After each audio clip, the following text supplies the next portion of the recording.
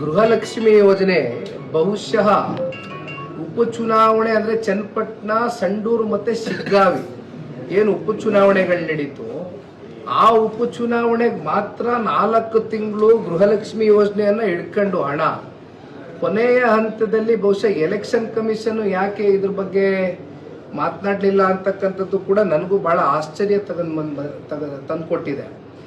Last 2 ದಿನ ಇದ್ದಂಗೆ within 48 hours of the voting day 3 ಉಪಚುನಾವಣೆಗಳ ಪೈಕಿ 3 ಕ್ಷೇತ್ರದಲ್ಲಿ 4 ತಿಂಗಳ ಒಂದು ಹಣ ಗೃಹಲಕ್ಷ್ಮಿ ಯೋಜನೆ ಒಂದೇ ಸಲ ಹೆಣ್ಮಕ್ಳ ಒಂದು ಖಾತೆಗಳಿಗೆ ಜಮಾ ಮಾಡ್ತಾರೆ.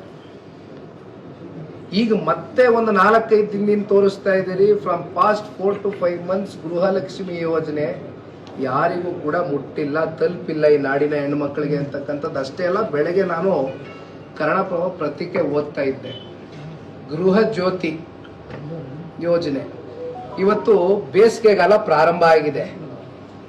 ಈಗ ಬೇಸಿಗೆಗಾಲ ಪ್ರಾರಂಭ ಆದ ನಂತರ ಮುಂದೆ ಯಾವ ರೀತಿ ರೈತರುಗಳು ಸಂಕಷ್ಟಕ್ಕೆ ಒಳಗಾಗ್ತಾರೆ ಅಂತಕ್ಕಂಥದ್ದು ಕೂಡ ನಮಗೆಲ್ಲ ಅರಿವಿದೆ.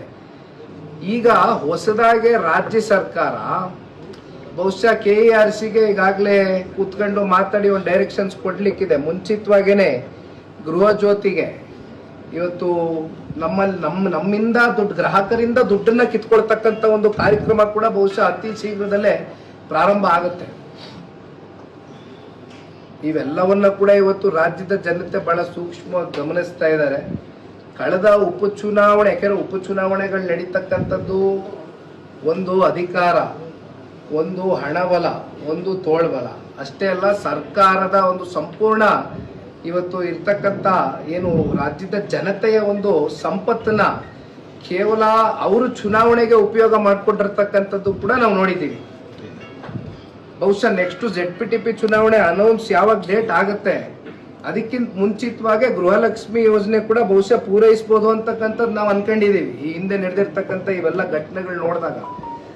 ಆದ್ರೆ ಈ ಬಾರಿ ರಾಜ್ಯದ ಜನತೆ ಯಾವ ಕಾರಣಕ್ಕೂ ಯಾವ ರೀತಿ ಸಂಸತ್ ಚುನಾವಣೆಯಲ್ಲಿ NDA ಅಭ್ಯರ್ಥಿಗಳಿಗೆ ಆಶೀರ್ವಾದ ಮಾಡಿದ್ದಾರೆ, ಅದೇ ರೀತಿ ಕಾಂಗ್ರೆಸ್ನ ಸಂಪೂರ್ಣವಾಗಿ ತಿರಸ್ಕಾರ ಮಾಡ್ತಕ್ಕಂಥದ್ರಲ್ಲಿ ಯಾವುದೇ ಸಂಶಯ ಇಲ್ಲ.